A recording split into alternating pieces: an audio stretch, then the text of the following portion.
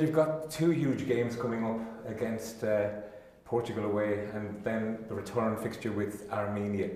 And you've been forced into a lot of changes as well. But before we talk about those, what are your reflections on the last window and the Armenia game in particular? Yeah, like we said after the game, we were disappointed, a little bit,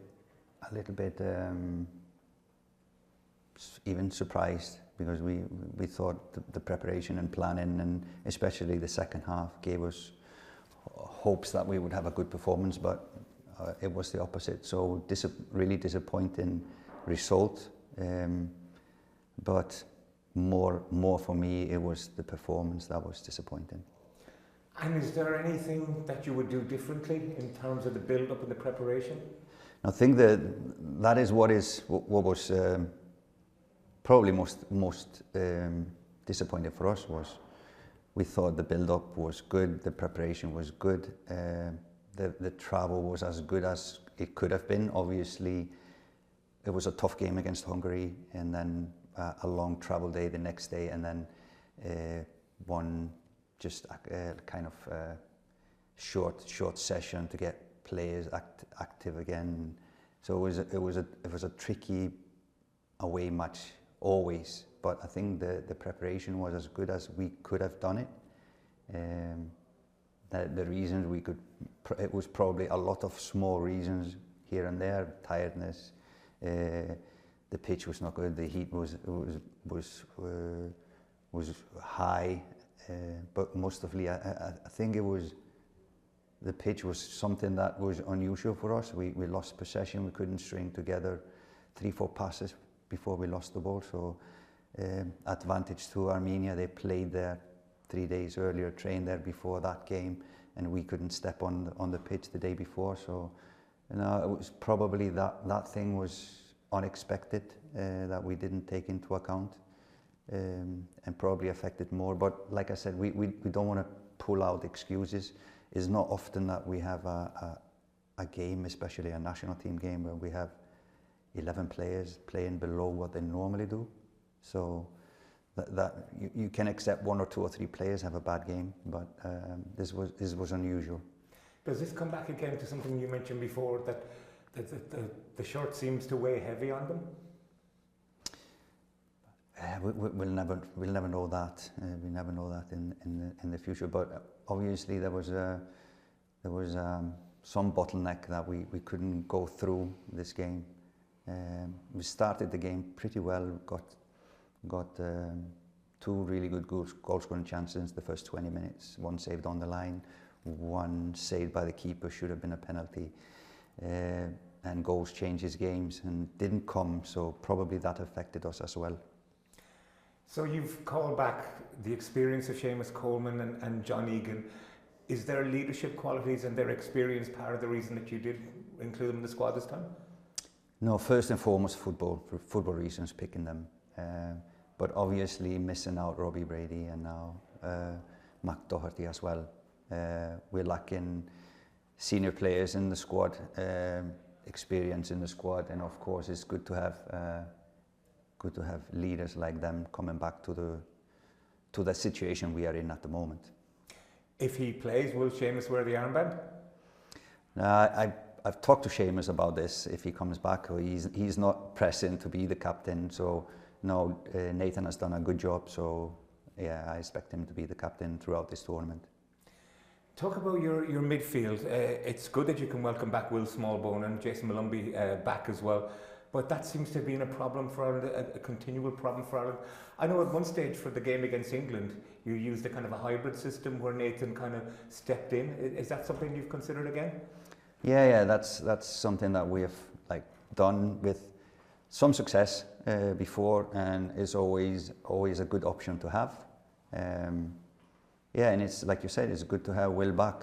I saw him play against Watford. And yeah, he's looking sharper. Malumbi has played more or less every game, started every game for West Brom. So we have, again, experience there coming in. Yeah, and we have other options as well. It was sad to lose Bossum, who could have played this position as well. So he's out now for, I think, 5 weeks. So Was he someone that you were pinning hopes on that he might deliver for you, either in midfield or centre half? Because you know he had become a player that was hopeful to impress you. Yeah, I think in the future he will be in contention to play this role in the future for Ireland, no doubt. Talk to me about your forward options then. Troy Parrott hasn't been playing that much. Are you confident that he'll be okay? So we take Troy as a 24th player to this camp. We don't expect him to be in the squad against Portugal, but hopefully he can be in the squad for Armenia.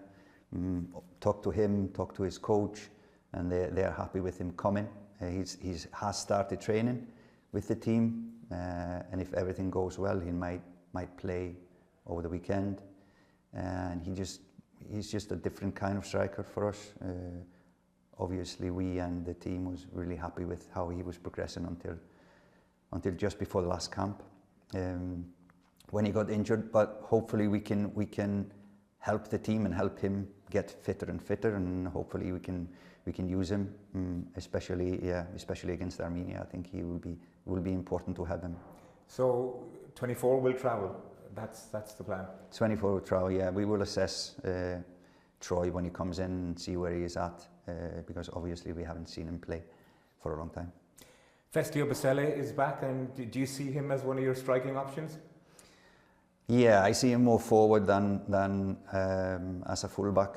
And yeah, he's been playing now on a regular basis. He hadn't before, so now he's cementing himself in the team in Turkey and playing pretty good. So yeah, he gives us other elements, and yeah, we're happy to have him back.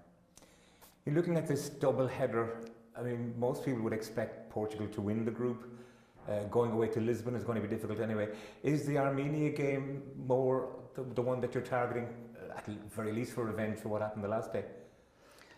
Yeah, we need to go to Portugal and play a good game. I think to restore confidence, to restore, I'm not going to say dignity, but restore some confidence in everything, and for the fans that travel to Armenia, give them a good performance in Portugal. And that's the only way we can get something out of that game, is to have a really good performance.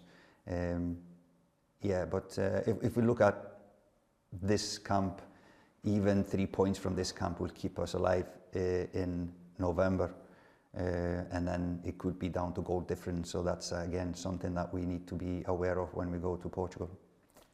But we found the last time, trying to manage the players' loads over 2 games can be very difficult. Would the Armenia game be one that you're targeting more than the Portugal game in terms of winning? No, we go fully focused on Portugal when we go there and try to get something out of that game. Like you said before, it's going to be tough. We all know that. But after what happened last camp, I think all true professionals will see this as an opportunity to correct what went wrong in Armenia. So yeah, it's going to be challenging, but it's going to be interesting match to go to Portugal, to Lisbon, and play them there. You did say afterwards that we might need a miracle. Do you believe in miracles? I believe in miracles, yeah, but maybe after the game it was so disappointing. Maybe a strong word to use, a miracle. But if we played and everything plays well for us, I think this is absolutely doable. And I believe in this team, and I think this team should qualify for the World Cup. So yeah, maybe a miracle is a strong word said in the aftermath of a sore loss. But no, we're still alive. We need 2 good performances now, and then let's see what happens in November. Very best of luck to you. Thank you, Tony.